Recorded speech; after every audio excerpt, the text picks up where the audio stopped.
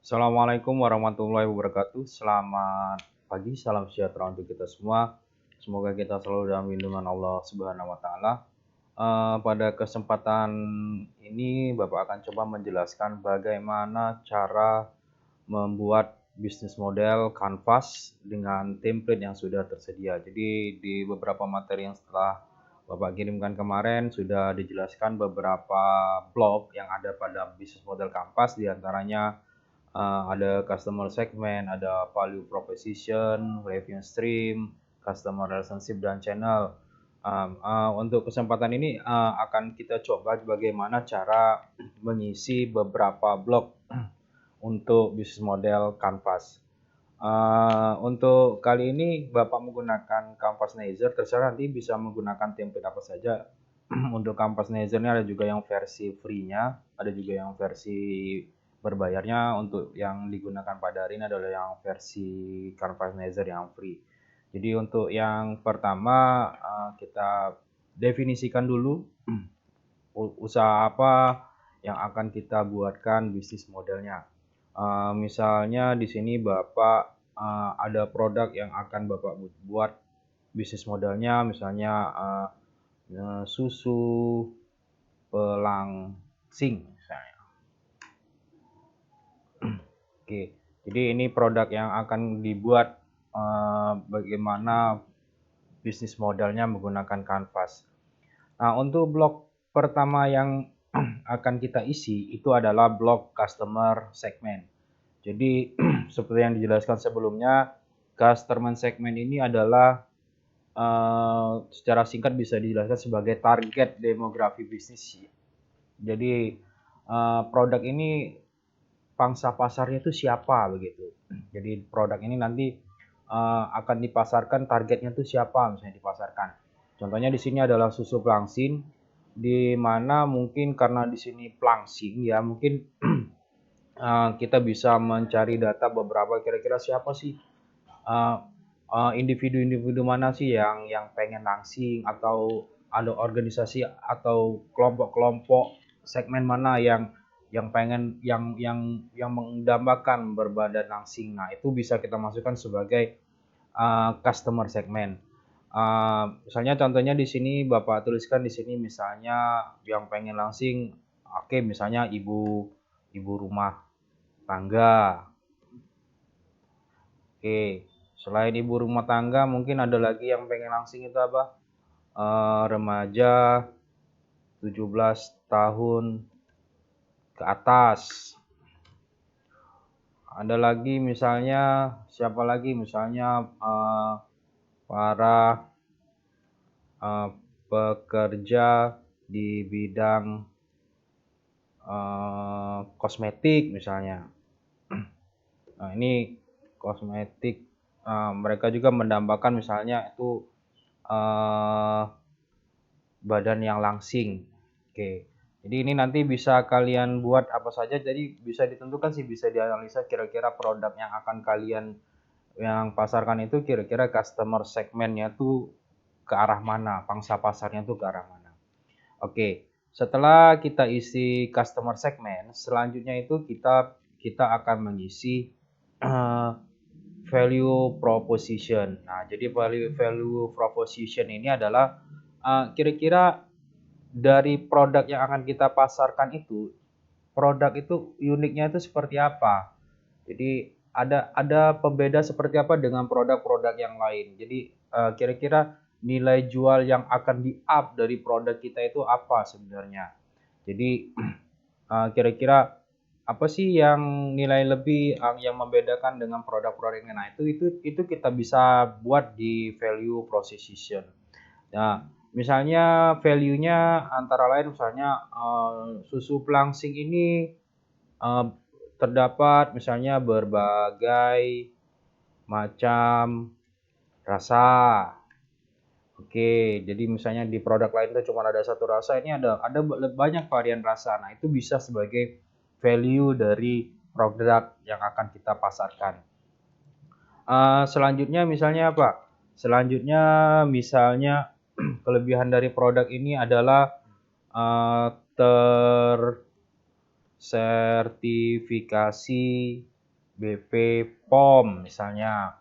Oh, ini adalah sebagai value. Jadi para para apa penggunanya nanti tuh nggak harus khawatir lagi karena ini sudah tersertifikasi BP POM atau sudah tersertifikasi halal. Itu ya, kita bisa masukkan ke dalam value proposition. Oke, mungkin ada lain, mungkin value-nya lagi apa misalnya susu ini misalnya tidak tidak tidak menyebabkan badan jadi lesu karena makannya berkurang, jadi badan itu nggak lemes kan, nggak karena kurang. Jadi ini walaupun diminum tidak menyebabkan jadi lemes tubuh. Mungkin apalah yang bisa dibuat dari produk kita tuh kelebihan keunggulan yang bisa kita kita bisa munculkan atau pembeda dengan produk-produk yang lain. Nah, itu kita buat di value proposition. Oke, selanjutnya itu adalah blok yang harus kita isi adalah channel sama customer relationship. Nah, untuk channel itu adalah titik kontak pelanggan untuk berinteraksi dan berkomunikasi dengan bisnis yang akan kita bangun. Jadi, kira-kira nanti titik kontaknya, titik temu kita dengan para pelanggan itu seperti apa. Nah, jadi itu yang harus kita siapkan. Nah, untuk channel di sini kita bisa siapkan beberapa media sosial yang memungkinkan untuk kita nanti berkomunikasi dengan pelanggan kita itu. Contohnya misalnya kita menggunakan Instagram, kita menggunakan Facebook, kita menggunakan TikTok, atau kita menggunakan apa lagi, misalnya kita menggunakan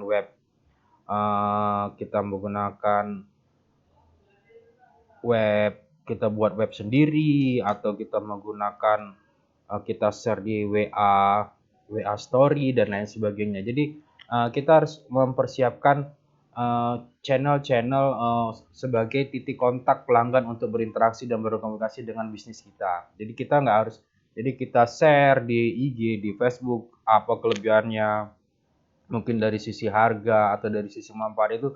Jadi cara kita berkomunikasi dengan bisnis, dengan berinteraksi dengan para pelanggan nanti kita tentukan melalui apa. Jadi kita bisa menggunakan banyak macam media untuk berinteraksi. Blok selanjutnya yang harus kita isi adalah customer relationship. Nah, customer relationship ini sebenarnya mengandung beberapa makna sih. Di antaranya yang pertama, customer relationship bermakna atau punya makna itu bagaimana cara kita mendapatkan pelanggan baru, dan makna kedua itu bagaimana kita mempertahankan pelanggan yang sudah ada. Nah, jadi di sini kita tuliskan seperti apa nanti tingkat interaksi kita dengan keterlibatan dengan pasar itu. Contohnya misalnya nanti kita membuatkan semacam WA group begitu untuk mereka bertanya. Jadi channel yang kita gunakan WA ini tadi kita buatkan, misalnya di sini kita buat WA group. Nah, misalnya juga kita buat ada juga customer care, ada kontak customer care dan lain-lain. Jadi bagaimana cara kita mendapatkan pelanggan baru, dan bagaimana juga cara kita mempertahankan pelanggan yang sudah ada. Jadi itu. Jadi bagaimana jadi untuk channel dan customer relationship itu apa yang akan kita buat di dalamnya ini, apa yang akan kita buat ini adalah apa-apa yang kita buat di dalam dari value dari produk kita itu kita share melalui channel dan customer relationship yang kita sudah tentukan, ya. Jadi di mana targetnya itu adalah seperti apa. Jadi kalau misalnya kita WA group, ya mungkin kita bisa membuatkan WA group untuk ibu rumah tangga, misalnya IG atau TikTok. Nah, maka mungkin pangsa kita tuh harus remaja, harus ke pekerja atau ke ibu rumah tangga, kita bisa add atau kita bisa menggunakan fasilitas IG yang berbayar seperti itu untuk menentukan customer segmen mana yang akan kita tuju untuk mempromosikan value dari produk yang akan kita jual. Oke, selanjutnya adalah revenue stream. Jadi revenue stream itu adalah sumber penghasilan dan bagaimana posisi nilai berperan menghasilkan pendapatan. Jadi dari sini nanti kira-kira dari sisi kita sebagai pebisnisnya yang pemilik produk, kita nih bisa mendapatkan nilai dari penghasilan dari mana misalnya seperti itu. Nah, contohnya misalnya dari penghasilan kita bisa berupa dari selisih harga penjualan begitu. Selisih harga bisa mungkin juga bisa apa? Kalau karena kita mungkin sebagai di sini posisinya bukan sebagai produsennya, sebagai resellernya, kita akan mendapatkan poin dari produsennya. Terus jadi di sini di revenue stream ini kita menentukan kira-kira nanti selain dari penjualan produk, dari sisi mana lagi kita bisa menghasilkan uang dari bisnis ini. Nah, itu semuanya nanti dibuat di dalam blok revenue stream. Nah, oke. Jadi ini sudah kita isi ada 1, 2, 3, 4, ada 5 blok yang kita isi. Jadi blok ini bisa dianggap sebagai adalah sisi kanan. Sisi kanan ini adalah dianggap sebagai blok persiapan. Jadi apa yang kita persiapan sebelum kita action. Nanti di blok kiri itu lebih ke blok action yang ada key activities, key resource, key partners, ada cost structure dan lain-lain. Nah, jadi mungkin nanti kita bisa coba dengan bisnis yang kalian punya atau kalian sudah tentukan, nanti coba kita isi dulu nanti 5 bloknya. Nanti untuk blok selanjutnya akan Bapak jelaskan di pertemuan selanjutnya. Mungkin sampai di sini akan kita lanjutkan ke pertemuan berikutnya. Terima kasih.